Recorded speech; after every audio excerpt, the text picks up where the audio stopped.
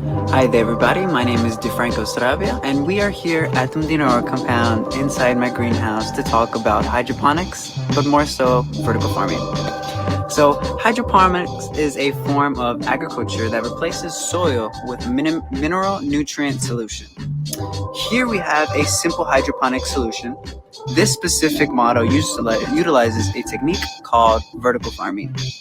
Vertical farming is a term used when you stack hydroponics vertically. This allows for maximum growth space. This system has three main components.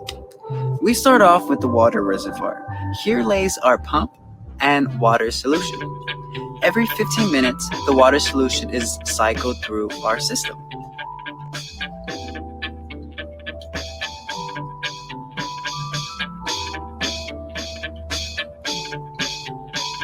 So this vertical farming system uses this water solution.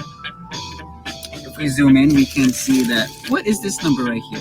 So this number represents the ratio of nitrogen, phosphorus, and potassium. So these are the three main macronutrients a plant needs to live a healthy and prosperous life. So with these guys, we also use a 5-gallon water bucket that we just fill this bad boy up and dump it in there. And then we measure each of these to the ratio of that. And right now we're at I want to say tablespoon per gallon. So yeah. And if we get a little closer into our water reservoir, we will see the pump. Let's see if I can dig it out. Yeah, so this guy is connected to our electrical. If we follow the wire, it'll take us all the way to our electrical components. It's just a simple pump with a 15-minute timer.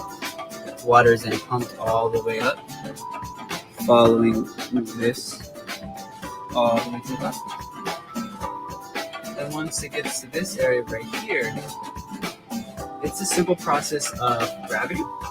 It flows all the way down there to that channel, all the way back, connects to that PVC, all the way back, this way, and down. And then continuation all the way until it gets all the way back here. So I've had this vertical farming system for a while, and there's been a lot of trial and error. So this isn't actually PVC, it's just a cut up water bottle.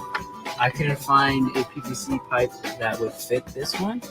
Either I didn't look hard enough, but the main thing is that you can find parts around your house that can ultimately make your vertical farm more cost efficient, and you could save on parts. Like for instance, right here, this is a pin that I just cut and it works perfectly.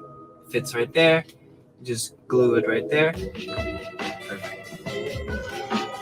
So now that I showed you the first component of this vertical farming system, which is our water reservoir, let's go into the second component. That is the plant facilitation. So right here we are growing some parsley. It's looking pretty good, nice and green, healthy. And if we lift this up, we can see their beautiful roots. And if you touch them, you could feel them vibrate. So the material inside is actually rock wool. What this is just shredded up stone.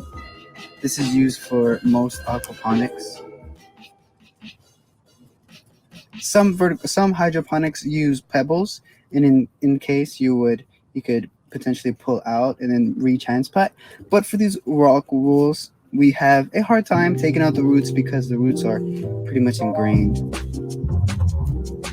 And if you take a look, you can see the water.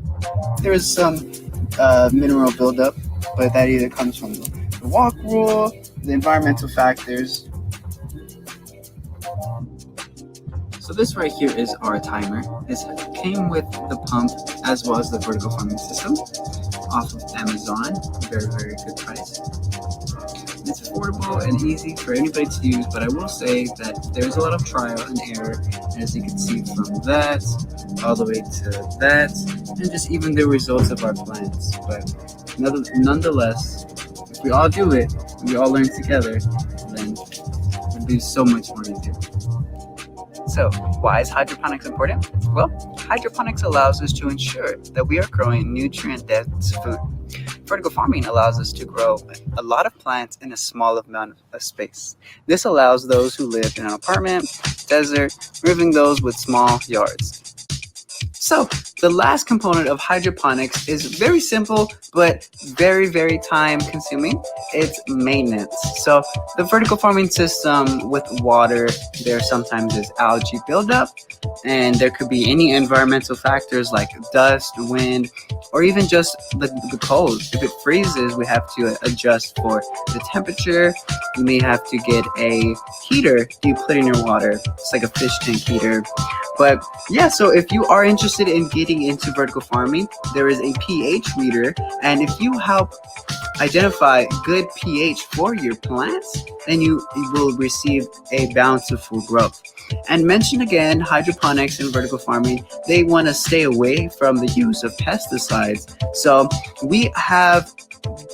there are vertical farming systems that can be developed using this organic pesticide. It's Rose's 3-in-1, and all of that is up to your discretion whether or not you're interested in being an organic farmer. But vertical farming can give us the opportunity to actually stay away from those if we grow inside closed environments. So, what does hydroponics look like for the future, or even vertical farming for that matter? Well, already, many current agriculture systems have been noted to be bad for the environment, from using toxic pesticides to depleting acres of trees or even just natural habitat for horizontal farming. Vertical farming has given us the opportunity to reduce our environmental impact by developing farming systems that don't need pesticides or large plots of land to be successful. Some vertical farming systems can look like the ones we saw today, to even a 10-story warehouse in the urban areas. And for the future, but even more so today, vertical farming can help many communities have access to healthy and affordable food. Using this technology, the South Flores Community Growth Space Initiative plans to establish a partnership with one vertical farmer and community organizer in every single community in the world. With love and understanding, I am the CEO of the South Flores Community, DeFranco Sarabia.